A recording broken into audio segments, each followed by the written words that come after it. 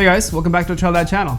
So in this video, I'm going to do a long-term review of my Bell Super DH full face convertible helmet. So I bought this back in 2019 and I think it's late 2019, and I've got a lot of crashes on it. This is actually my second one since I've had a pretty gnarly crash recently, hit my head a couple times, dented it a bit, and had a bunch of scratches on it.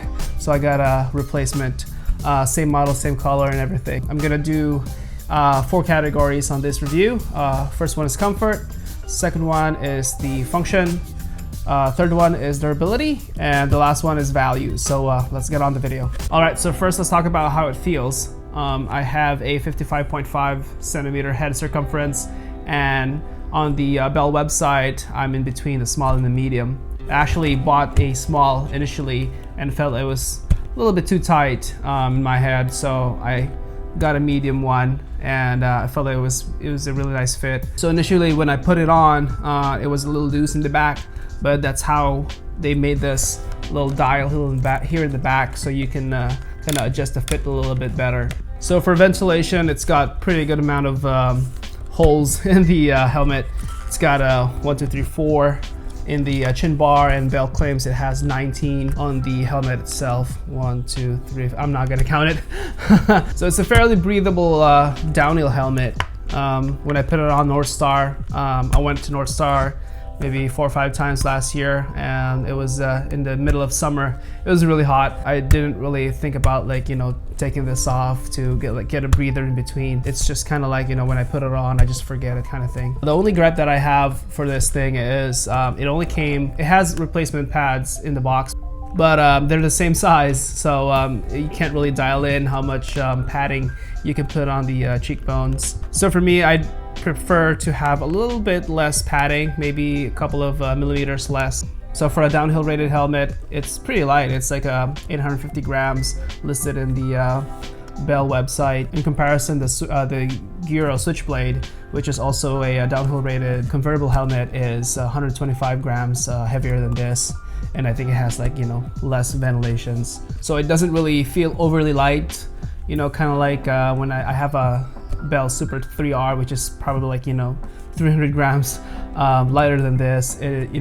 This one feels, you know, really hefty, beefy, and, you know, kind of gives you that feeling of confidence and protection. So overall, I'm pretty impressed about how comfortable this helmet is. I wore it in North Star the whole day. Like I said, no problems, nothing sore in my face. It doesn't, you know, push or press against any pressure points around my head. So, and the chin straps, they're really nice. They stay locked, and you know, they stay away and not scrape your neck or anything like that. So with that, I'll rate the comfort 8 out of 10. So let's move on to the helmet's functionality.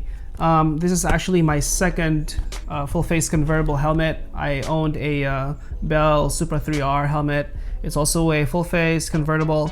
It's a lot lighter, a lot less a lot less protection. So I wanted to get, you know, a helmet that has a little bit more protection, especially when I, you know, go to bike parks and stuff like that. So I really like the option of being able to remove the chin bar and basically have a 2-in-1 helmet.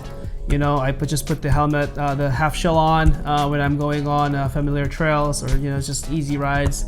And I can, you know, if I go to a unfamiliar trail, or if we go on a bike trip, I can just bring the whole thing on, with me, put the half shell on first. If I have like a big climb and big descent kind of ride, I can put the half shell on, and I'll clip the chin bar in my backpack, and then just climbed, and then when I'm ready to go down, just put the chin bar, you know, and go shred. It really does feel like you have 2 helmets, which is really nice.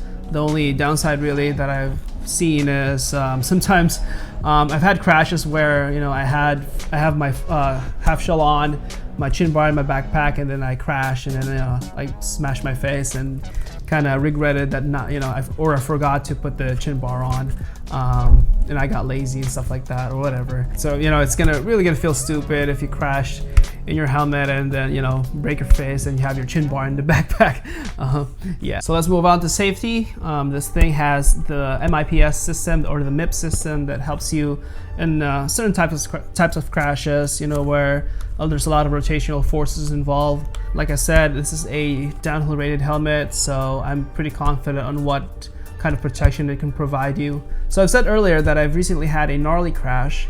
I was wearing the same model, same helmet basically, and I was going down 28 miles an hour. I didn't see there's like a ghost branch on my left, hit my grip, and the next thing I know, I was eating dirt on the ground. I did maybe a couple of barrel rolls, hit my head like maybe 2 or 3 times. So I really screwed up my right side of my body. Fortunately, I didn't get any fractures, but I was out for at least a month. Thank God I didn't lose consciousness, and I was lucky because I was riding alone, and I think this helmet definitely saved my life. So one of the gripes I have with this helmet is the locking system of the chin bar. So basically you align these 2 tabs in the front. It's like a hooking system, and there's this kind of flimsy locking mechanism in the back. Sometimes it doesn't really clip all the way and you kind of have to maneuver the thing on and off and stuff like that. So I feel like there needs to be a better way, more stable way of locking this on the back. See, I can't even put, oh, there we go. So let's talk about the visor. I don't really like the visor that much. It looks really flimsy. There's already a couple of times where the screws fell off. One is like just a really mild crash, and the second one is actually I'm just like kind of moving the helmet, handling it, and kind of it just fell off. So I basically already replaced the screws here twice. So I'd like to see like an improvement on that with Bell. So I like the space under the visor. It houses your goggles real well and your sunglasses. No problem with that. So one of the annoying things that I hate in this helmet is Bell uses this magnetic buckles that kind of snaps itself together. But the problem is whenever you put on your helmet, you gotta put them in the right orientation. If not, you're gonna have trouble. There's only really one way to, you know, buckle it. Most of the times it's really hard, especially if you're wearing gloves. So it does take sometimes extra couple seconds for me to kind of fiddle with it, or sometimes I get frustrated and, you know, take it off and put it on again and kind of make sure that the straps are aligned and stuff like that. So yeah, it's just really annoying sometimes. I actually like the good old reliable, you know, plastic buckle. It's a lot simpler, easier to attach, and faster. So for the function, I'd rate this 8 out of 10. So for durability, I've crashed multiple times already in this helmet. Most of them are minor crashes.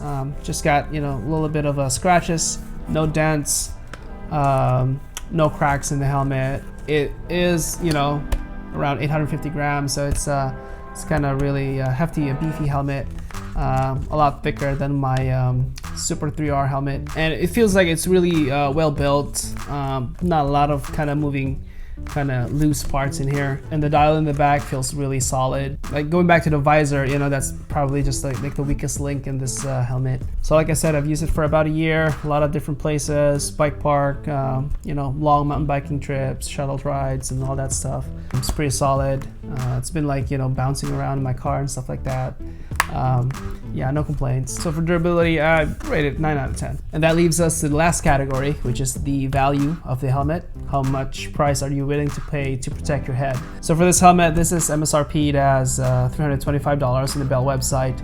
It is a little bit more expensive than the Enduro full face helmets out there, but I really like how it is a convertible helmet, which, you know, kind of makes it like it's a quiver killer basically. If you only want to own one helmet, I think a full face convertible helmet is the way to go. This came in with just like a drawstring kind of flimsy thin bag, so I'd like this price point. It's nice to have like a helmet, you know, a real helmet bag, and of course, like I said earlier, you know, maybe some options on the thickness of the cheek pads. So the value for me, it's an 8 out of 10. So would I buy this helmet again? Absolutely. I think this is one of the best full face convertible helmets out there in the market. Some people like to have, you know, a couple of helmets, one half shell, one dedicated, you know, downhill BMX helmet. this helmet is not for those guys. For me, I like the versatility of the helmet, and you can just, you know, bring this one helmet and just ride any trails, any type of aspect of, you know, mountain biking or whatever. Like I said, it's in the middleweight category, you know, a little beefier, a lot more protection than the light helmets, significantly lighter than those full-on, you know, heavyweight downhill helmets. So I hope you guys enjoyed the video. Remember to click that subscribe button if you're not subscribed yet. Also the bell button to be notified whenever I put new videos up. Give this video a like if you like it, share it to your friends, and I'll see you guys on the next video.